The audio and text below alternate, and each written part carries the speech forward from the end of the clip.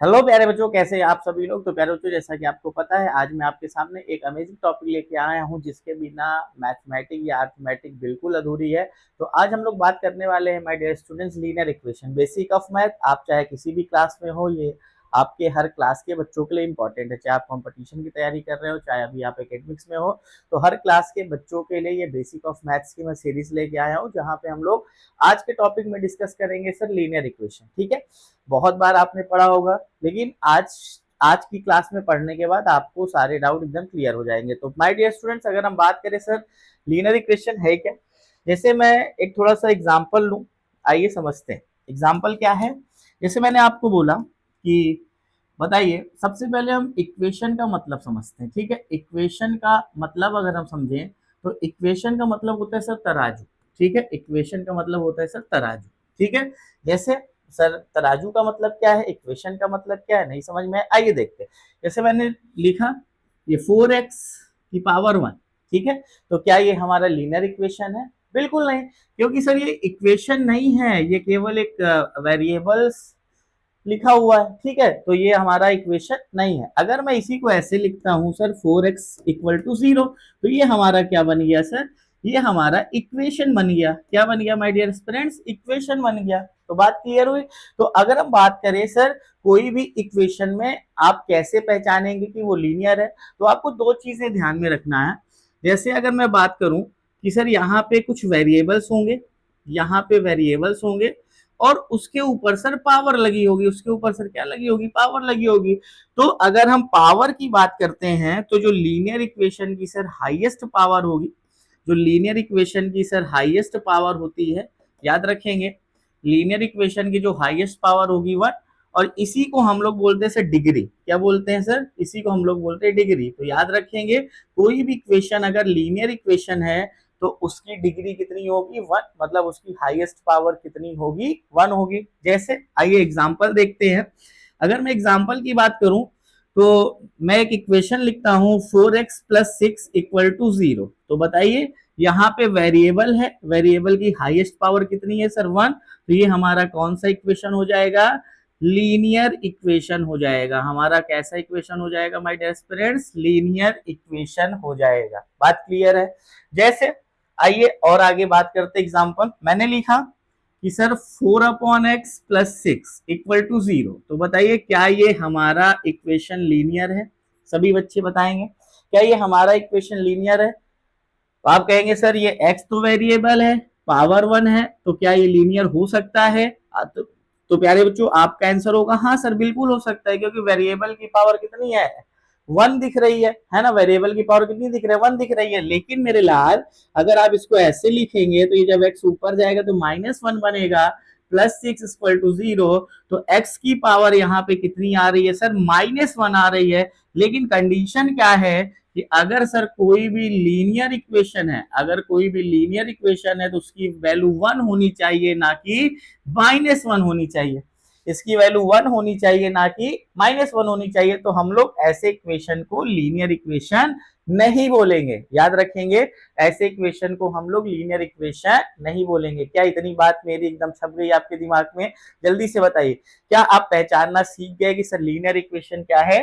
तो दो बातें आपको याद रखनी है। जैसा कि मैंने बताया कि आपको देखना है सर यहाँ पे कोई वेरिएबल होगा, मैं फिर से बता रहा हूं, है ना, दिमाग में एकदम फिट कर लीजिए। और यहाँ पे सर पावर होगी, और हाईएस्ट पावर जो है वो कितनी होनी चाहिए? 1।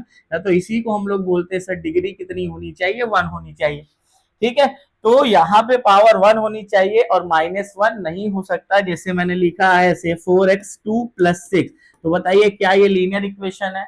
4x² 2 प्लस 6, क्या ये लीनियर इक्वेशन है? तो आप कहेंगे सर x की पावर 2 है, यहाँ पे सर हाईएस्ट पावर कितनी है? 2 है, तो इसको हम लोग लीनियर इक्वेशन नाम नहीं देंगे। इसको हम लोग लीनियर इक्वेशन नाम नहीं देंगे। क्यों? क्योंकि यहाँ पे हाईएस्ट पावर है ना माय डियर फ्रेंड्स, कितनी दिख रही है? 2 दिख रही है। तो ये हमारा लीनियर इक्वेशन नहीं है। अब बात करते हैं सर, लीनियर इक्वेशन हमारे पास कितने टाइप के होंगे? एक होते हैं सर टू, है ना, लीनियर इक्वेशन 1 वेरिएबल। आइए एक एक बात को अच्छे से समझते हैं। लीनियर इक्वेशन 1 वेरिएबल, और दूसरा होगा sir 2 variable. Linear equation one variable और दूसरा होगा my dear students linear equation two variable. One variable का मतलब जिनके यूनिक सोल्यूशन होंगे, जिनके यूनिक सोल्यूशन होंगे उसको हम लोग बोलेंगे लीनियर इक्वेशन वन वेरिएबल, और जिनके my dear students many solution होंगे, मैनी सॉल्यूशंस जिनके होंगे वो हमारा लीनियर इक्वेशन टू वेरिएबल होगा। सर एग्जांपल देके समझाइए, थोड़ा सा कम समझ में आ रहा है। बिल्कुल, आइए बात करते हैं एग्जांपल की। जैसे मैंने लिखा एग्जांपल में कि sir 3x plus 6 equal to 0, ठीक है, 3x प्लस 6 इक्वल टू 0। तो आपने देखा सर ये 3x 6 को उधर ले जाएंगे -6, तो यहां से x इक्वल टू माइनस का 6/3, यहाँ पे -2। आप देख रहे हैं केवल और केवल एक यूनिक सोल्यूशन इसका मिल रहा है, तो यहाँ पे हमारा क्या हो जाएगा सर, इसको हम लोग बोलेंगे लीनियर इक्वेशन वन वेरिएबल। अगर आप दूसरे की बात करते हैं, आइए एग्जांपल देखते हैं।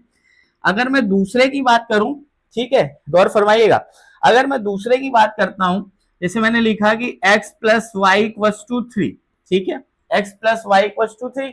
अब आपको पता है सर यहाँ पे x की वैल्यू अलग रखने पे y की वैल्यू अलग मिलेगी। जैसे मैंने बोला x इक्वल टू 0 रखते हैं तो यहाँ पे y की वैल्यू कितना मिले 3, x की वैल्यू 1 रखते हैं तो y की वैल्यू सर कितना मिला 2 मिला, x की वैल्यू 2 रखते हैं तो y की वैल्यू सर कितना मिलेगी 1 मिलेगी, y की वैल्यू सर कितना मिलेगी 1 मिलेगी। तो बात क्लियर हो रही है। तो आप देख रहे हैं सर टू वेरिएबल्स में हमारे क्या होंगे, मैनी सॉल्यूशंस होंगे, वहां पे हम x की वैल्यू को चेंज करते जाएंगे, y की वैल्यू चेंज होती जाएगी और x और y के हमें बहुत ढेर सारे सॉल्यूशन मिलेंगे। क्या बात क्लियर है, यस और नो? तो इसको एकदम जल्दी से छाप लीजिएगा दिमाग में, सर वन वेरिएबल और टू वेरिएबल का मतलब क्या है। आइए आगे बात करते हैं। आइए, अगर मैंने बोला सर मेरे पास x plus y equal to 3 लिखा है और x plus 3xy equal to 6 लिखा हुआ, तो मेरा क्वेश्चन आपसे है, तो बताइए कौन सा लीनियर इक्वेशन है, कौन सा लीनियर इक्वेशन नहीं है। आप कहेंगे सर यहाँ पे टू वेरिएबल है, बोलो भाई हाँ या ना, बिल्कुल।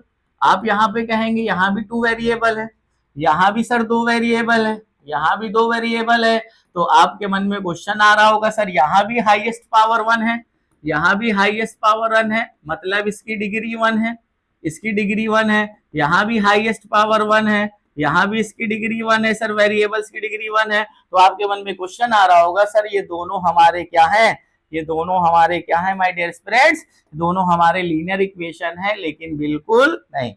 याद रखेंगे कि दो वेरिएबल्स के प्रोडक्ट जो होंगे, दो वेरिएबल्स के प्रोडक्ट जो होते हैं वो लीनियर इक्वेशंस नहीं होते। दो वेरिएबल्स के जो प्रोडक्ट्स होते हैं वो लीनियर इक्वेशंस में नहीं काउंट किए जाते, ठीक है, याद रखेंगे। क्योंकि यहाँ पे जो ऑर्डर है वन इसका है, वन इसका है, तो यहाँ पे ये ऑर्डर कितना बन जाएगा, हाईएस्ट पावर यहाँ पे 2 हो जाएगी। तो याद रखेंगे कि दो वेरिएबल्स के प्रोडक्ट कभी भी लीनियर इक्वेशन नहीं बन सकते हैं। बात क्लियर हुई, यस और नो? जल्दी से बताओ, बात क्लियर है? ओके, तो इस बात को आप नोट कर लेंगे, ये इंपॉर्टेंट पॉइंट है, बहुत बार एग्जाम में आपको पूछ सकता है, ठीक है, जल्दी नोट करिए, फिर हम आगे बात करते हैं फटाफट। आवाज वगैरह ठीक जा रही है? ओके, अब बात करते हैं सर लीनियर इक्वेशन का सर स्टैंडर्ड फॉर्म होता है। स्टैंडर्ड फॉर्म क्या बनाएंगे, आइए इसका स्टैंडर्ड फॉर्म कैसे बनेगा। मान लेते हैं मेरे पास कोई इक्वेशन है a1x plus b1y plus c1 equal to 0, गौर फरमाइएगा।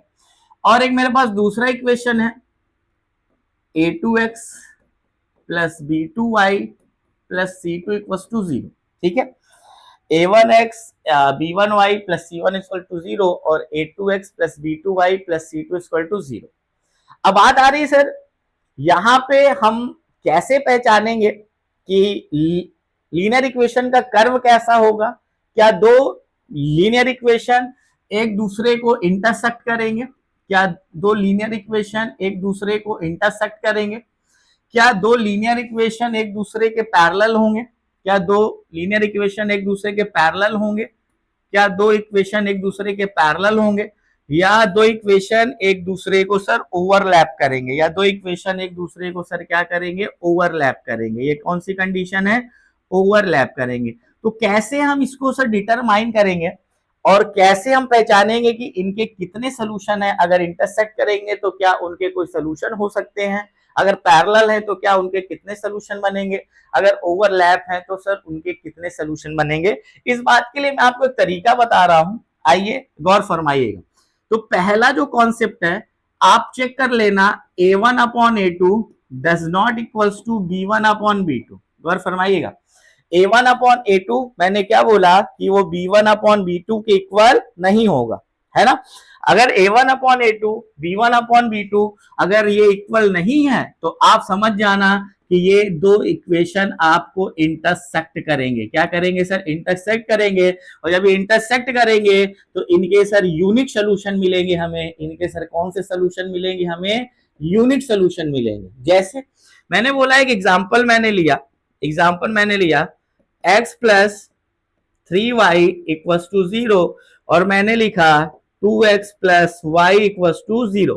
तो आपने चेक किया सर A1 अपॉन A2 1/2 आएगा, B1 अपॉन B2 3/1 आएगा। तो क्या ये इक्वल है? आप कहेंगे सर ये इक्वल नहीं है। तो यहाँ पे इक्वल नहीं है तो इक्वेशन क्या होंगे? इंटरसेक्ट करेंगे, एक दूसरे को इंटरसेक्ट करेंगे। ठीक है, अब हम दूसरी कंडीशन की बात करते हैं। सर अगर A1 अपॉन A2, आइए दूसरी कंडीशन की बात करते हैं।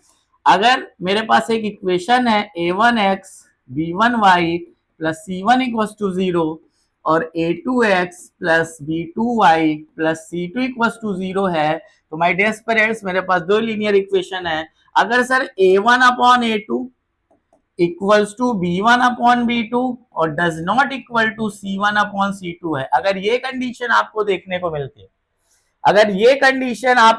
मिलती है, बहुत बार एग्जाम में ऐसा आपको पूछेगा कि बताइए इसके सॉल्यूशंस क्या होंगे। जैसे कोई इक्वेशन दे दिया x plus y equals to 0, x plus 7y equals to 0, आपसे बोलेगा कि find the value of x, find value of, ऐसे दिया, एक मिनट लीनियर इक्वेशन तो बनाने दो। ठीक है, x प्लस वाई प्लस यहाँ पे 3 इक्वल्स टू 0 लिखा है, यहाँ पे x plus y plus 6 equal to 0 लिखा है। तो आपने देखा sir A1 upon A2 B1 upon B2 के तो इक्वल है, लेकिन C1 अपॉन C2 इनके इक्वल नहीं है। तो आप देखेंगे सर ये डेफिनेटली क्या होंगे, इनके जो कर्व बनेंगे वो कैसे होंगे सर? ग्राफ जो बनेंगे इनके ये पैरेलल होंगे। और जब आपको ऐसे क्वेश्चन में दे के फंसा दे तो आपको क्या याद रखना है माय डेस्परेट, कि इसको हम लोग CND लिखेंगे, मतलब कैन नॉट डिटरमाइन, मतलब इसका कोई भी सोल्यूशन हम फाइंड नहीं कर सकते। क्योंकि जब दो लाइंस कभी एक दूसरे को काट ही नहीं रही, इंटरसेक्ट ही नहीं कर रहे, एक दूसरे को पैरेलल चल रही है, एक वैल्यू रख रहे हैं दूसरा मिलता जा रहा है, मतलब पैरेलल चलती जा रही, तो हमारा CND का केस हो जाएगा। क्या हो जाएगा? वो हमारा CND का केस हो जाएगा। याद रखेंगे अगर ये कंडीशन है तो यहाँ पे इक्वेशन हमारा क्या होगा? सर वो इक्वेशन हमारा पैरेलल हो जाएगा। ठीक है, एक लास्ट केस की बात करते हैं। अगर sir A1 upon A2 B1 upon B2 equals to C1 upon C2 है, तो सर ये कंडीशन हम लोग ओवरलैप करेगी लाइन, मतलब एक लाइन के ऊपर सर दूसरी लाइन यहाँ पे ड्रॉ होगी, ये कंडीशन सर ओवरलैप करेगी। तो माय डियर फ्रेंड्स आपको लीनियर इक्वेशन अच्छे से समझ में आ गया होगा। सर इनके कर्व की बात हम लोग अगले नेक्स्ट क्लास में बहुत छोटी छोटी वीडियो लाऊंगा, जिससे आपके लिए हेलक ना बने और आप इक्वेशंस को बहुत आसानी से समझ जाएं। तो आज की क्लास में हमने सीखा linear equation, one variable, two variable, कैसे लीनियर इक्वेशन को पहचानेंगे, कैसे इंटरसेक्ट करेंगे कोई दो लीनियर इक्वेशन, या तो कैसे पैरेलल होंगे या तो कैसे ओवरलैप करेंगे। अगली क्लास में इनके हम लोग कर्व्स की बात करेंगे, ग्राफ की बात करेंगे, सर कैसे इंटरसेक्ट करेंगे, इक्वेशन लेंगे, वैल्यू रखेंगे, और फिर इसके बाद हम लोग वहां पे चेक करेंगे है ना, ग्राफ बना के कि सर इंटरसेक्ट हो रही है या ओवरलैप हो रही है या तो एक दूसरे के पैरेलल है। तो आई होप आपको ये क्लास बहुत अच्छी लगी होगी। मिलते हैं हम लोग ऐसे ही अगली अमेजिंग क्लास में, तब तक के लिए बाय टाटा सी यू, पढ़ते रहिए, खुश रहिए, मस्त रहिए।